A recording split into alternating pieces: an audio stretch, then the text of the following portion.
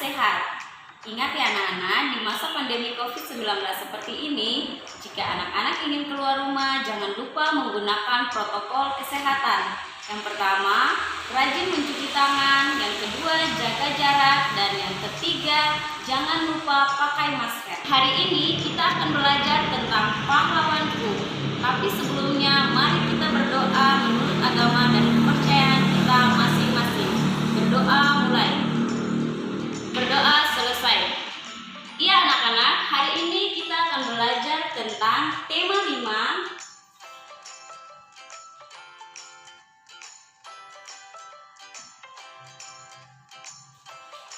Tema 5, pahlawanku.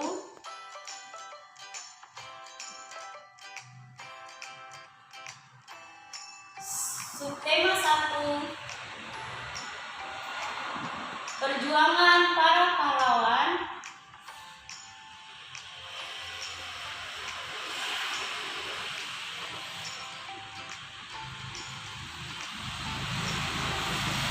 Dan pembelajaran yang ke-1. Ada 6 tujuan pembelajaran yang akan kita capai bersama-sama. Yang pertama, setelah membaca teks tentang Raja Purnawarman, siswa mampu menjawab pertanyaan dengan benar.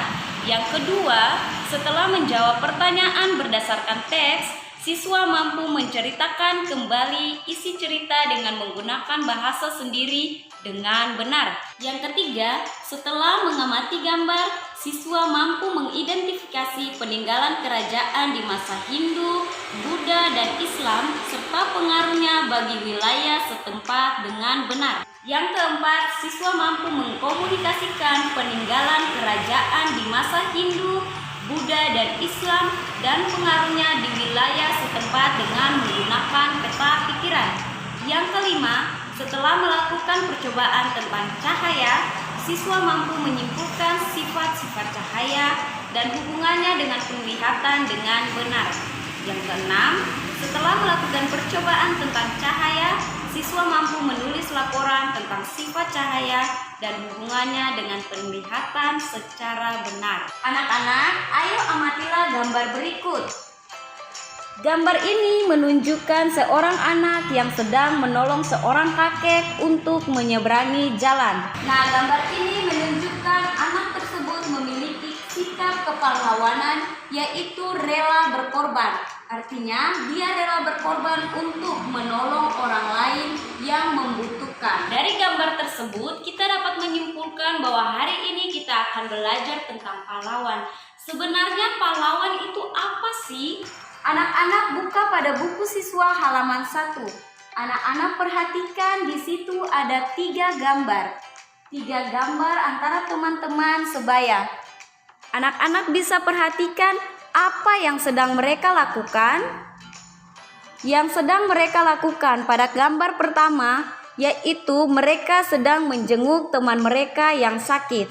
Yang kedua, mereka mengamati kupu-kupu dan juga tumbuhan. 3, membantu teman yang sedang kesusahan. Nah, anak-anak, hal baik apa yang bisa anak-anak ambil dari ketiga gambar tersebut? Dari ketiga gambar tersebut, anak-anak bisa memberi contoh bahwa gambar yang pertama menunjukkan sikap peduli terhadap teman. Gambar yang kedua menunjukkan sikap peduli terhadap lingkungan. Dan gambar yang ketiga menunjukkan sikap untuk membantu sesama atau membantu orang lain yang sedang kesusahan. Apa saja sikap kepahlawanan yang ditunjukkan pada gambar di atas? Nah, sikap kepahlawanan yang ditunjukkan pada gambar pada halaman 1 yaitu gambar yang pertama ini menunjukkan mereka atau teman-teman yang sedang menjenguk teman mereka yang sedang sakit.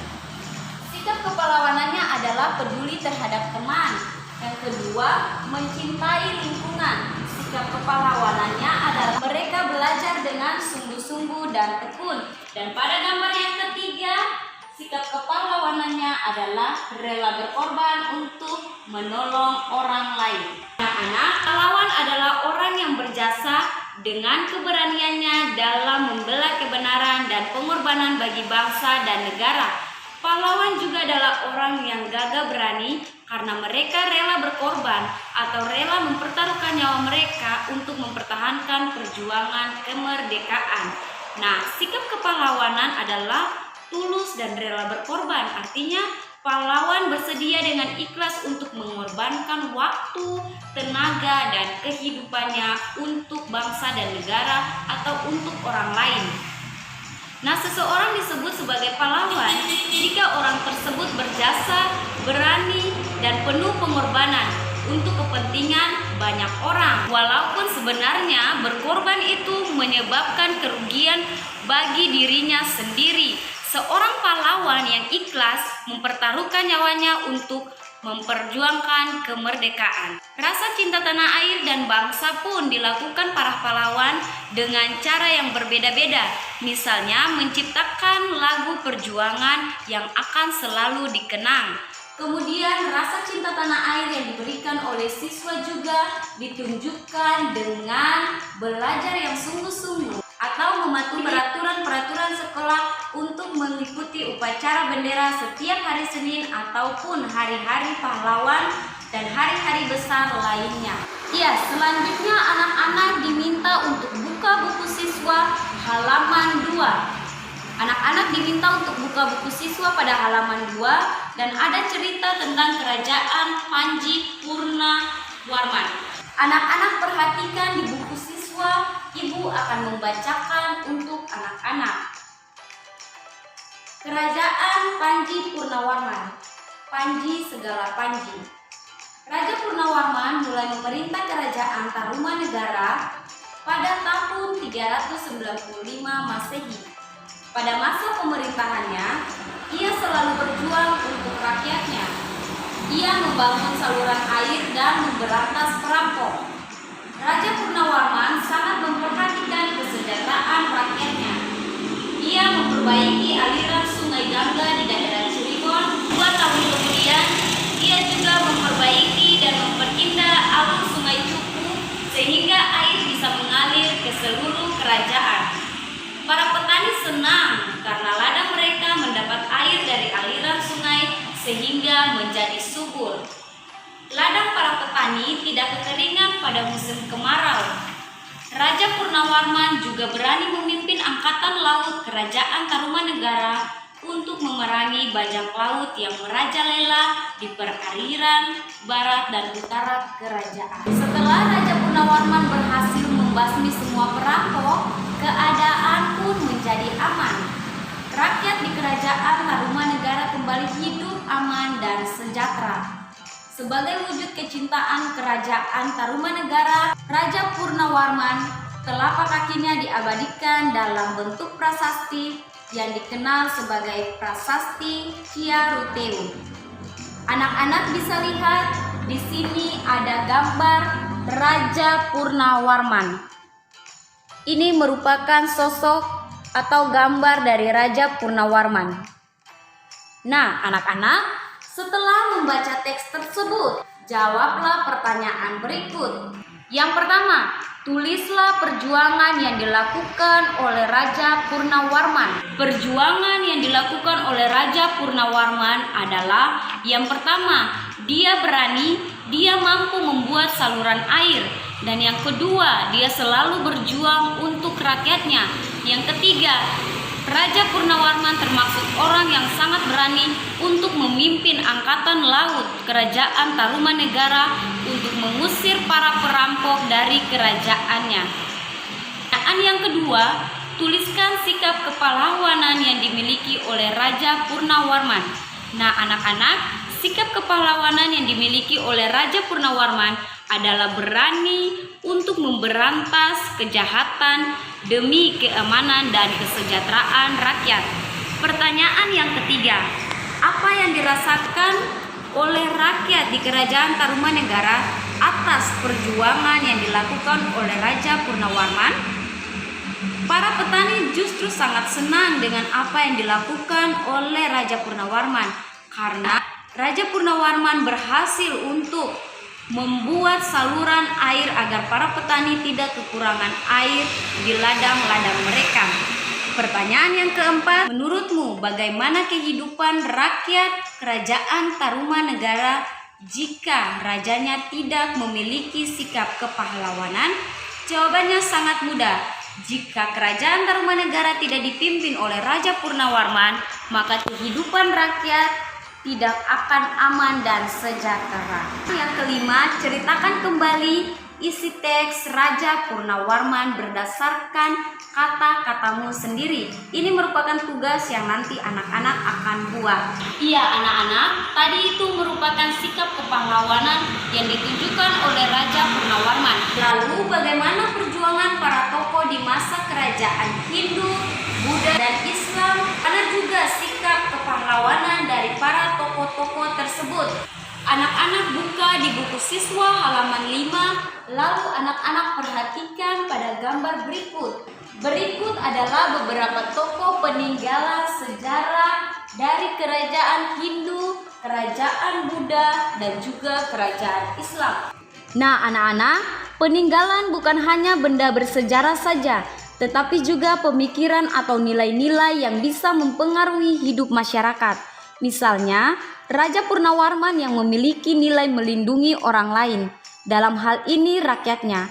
Nilai tersebut dimiliki oleh beberapa tokoh di sekitar mereka dan mempengaruhi kehidupan masyarakat.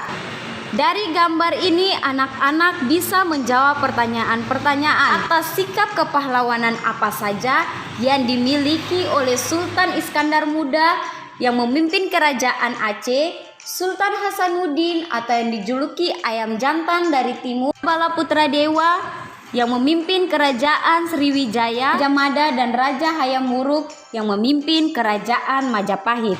Salah satu sikap yang dimiliki oleh Raja Bala Putra, dia sangat berani karena dia membangun sebuah vihara yang berada tepat di India.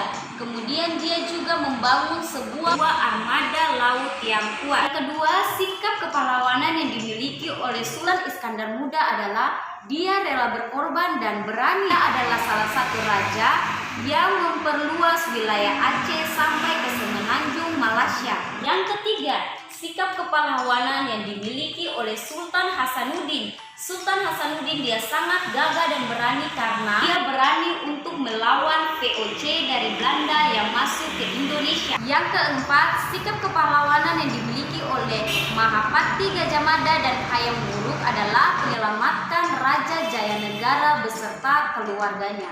Nah anak-anak, itu adalah sikap kepahlawanan yang ditunjukkan oleh tokoh-tokoh perjuangan pada masa kerajaan Hindu, Buddha, dan Islam. Ibu akan membacakan sebuah ilustrasi. Dayu sangat kagum dengan perjuangan Raja Purnawarman.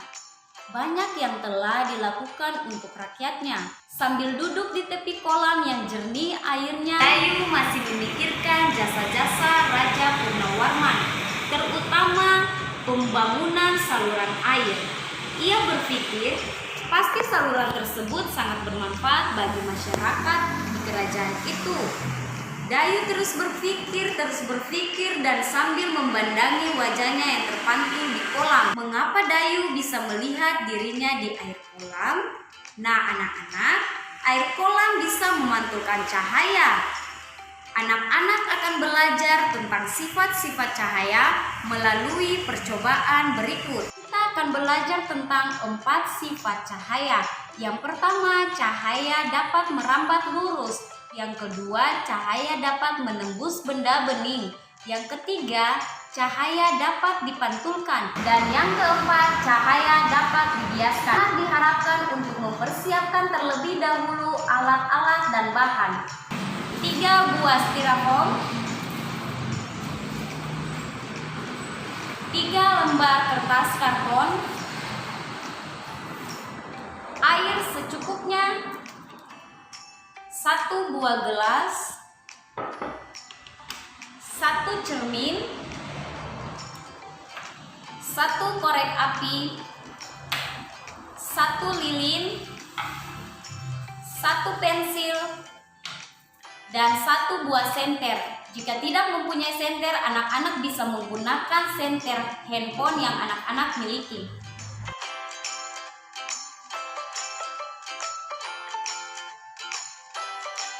Percobaan yang pertama yaitu kita akan akan mencoba membuktikan bahwa cahaya dapat merambat lurus. Siapkan 3 kertas karton, 3 styrofoam, 1 lilin, dan 1 korek api. Pertama, kita lubangi terlebih dahulu kertas karton dengan ukuran yang sama, seperti ini.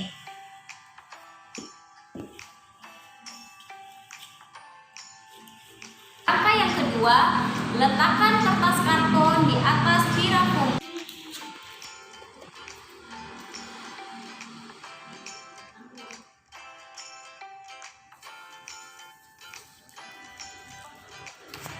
Langkah yang ketiga, kita atur posisi kertas karton agar sejajar.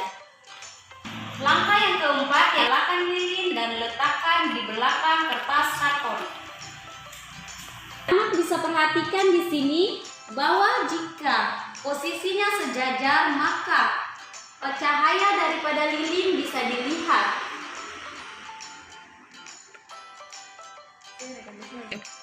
Cahaya pada lilin akan dilihat secara lurus. Anak-anak bisa perhatikan jika ibu menggeser posisi kertas karton yang di tengah agar tidak sejajar, maka cahaya lilin tidak terlihat lagi. Jadi anak-anak, posisi lubang yang tidak sejajar dapat menyebabkan cahaya lilin tidak terlihat. Nah, percobaan ini membuktikan bahwa sifat cahaya dapat merambat lurus. Sifat cahaya yang kedua yaitu cahaya dapat menembus benda bening. Alat dan bahan yang disiapkan yaitu 1 buah gelas, 1 kertas karton, dan 1 buah senter bisa diganti dengan senter handphone. Pertama-tama, peganglah gelas seperti ini. Kemudian nyalakan senter dan arahkan ke dinding atau ke papan tulis melalui gelas kaca. Anak-anak bisa perhatikan di sini cahaya dari senter dapat menembus benda bening. Kita ganti menggunakan kertas karton. Anak-anak perhatikan, ibu pegang kertas karton, lalu ibu arahkan lagi senter. Anak-anak bisa perhatikan cahaya tidak bisa sampai ke papan tulis atau ke dinding karena terhalang dengan kertas karton. Hal ini membuktikan bahwa cahaya hanya dapat menembus benda bening seperti gelas kaca ini. Percobaan yang ketiga yaitu cahaya dapat dipantulkan. Alat dan bahan yang disiapkan yaitu 1 buah kaca dan 1 senter bisa diganti dengan senter handphone. Langkah yang pertama, anak-anak bisa memegang cermin di tempat yang gelap atau tempat yang tidak terlalu terang. Langkah yang kedua, nyalakan senter dan arahkan pada cermin. Anak-anak bisa lihat dari cermin, maka cahaya akan dipantulkan. Sifat cahaya yang keempat yaitu cahaya dapat dibiaskan. Alat dan bahan yang dibutuhkan adalah 1 buah gelas, pensil, dan juga air secukupnya. Langkah yang pertama, tuangkan air ke dalam gelas. Langkah yang kedua, masukkan pensil ke dalam gelas yang berisi air. Pensil ini tampak patah. Ini menyebabkan cahaya di sekitar gelas dibelokkan melewati 2 kerapatan yang berbeda, yaitu udara dan air. Nah, anak-anak, dari percobaan-percobaan tadi, kita akan membuat laporan atau catatan. Yang pertama, kita membuat dulu tabel, lalu kita masukkan aspek percobaan 1, percobaan 2, percobaan 3, sampai dengan percobaan yang keempat. Nah, kita tuliskan nama percobaan. Kemudian pada percobaan yang pertama, tadi kita mencoba untuk membuat bukti bahwa cahaya dapat merambat lurus. Nah, tujuan dari percobaan itu untuk mengetahui cahaya dapat merambat lurus. Kemudian alat dan bahan yang digunakan yaitu 3 buah karton, 1 lilin, korek api, dan juga langkah kerja daripada percobaan yang pertama yaitu lubangi bagian tengah karton tersebut, Letakkan dengan posisi yang sejajar. Kemudian nyalakan lilin dan letakkan di belakang kertas karton. Percobaan pertama hasil pengamatan yang kita dapati adalah cahaya lilin dari lubang depan dapat merambat secara lurus. Percobaan yang kedua, cahaya dapat menembus benda bening. Tujuan dari percobaan itu adalah untuk mengetahui cahaya dapat menembus benda bening. Alat dan bahan yang digunakan yaitu 1 buah gelas dan juga 1 buah senter. Hasil dari pengamatan tersebut membuktikan bahwa cahaya dapat menembus benda bening. Sebaliknya, jika menggunakan karton, maka cahaya tidak dapat menembus karton. Hal ini dikarenakan cahaya hanya dapat menembus benda bening. Bahan yang ketiga, cahaya dapat dipantulkan. Tujuan dari percobaan ini untuk mengetahui cahaya dapat dipantulkan. Nah, alat dan bahan yang disiapkan yaitu cermin dan 1 buah senter. Nah, langkah-langkah kerjanya yaitu pantulkan cahaya cermin agar cermin dapat memantulkan cahaya. Hasil dari pengamatan ini, cahaya senter dapat dipantulkan. Percobaan yang keempat yaitu cahaya dapat dibiaskan.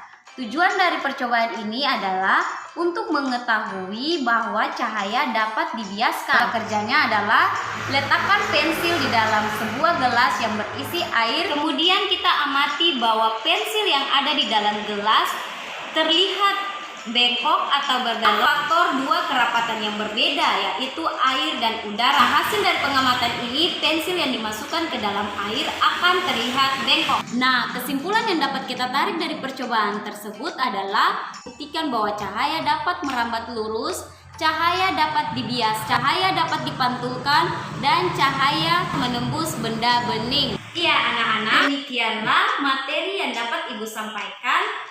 Ibu akan memberikan tugas untuk anak-anak. Anak-anak harus tetap semangat untuk belajar dan ingat,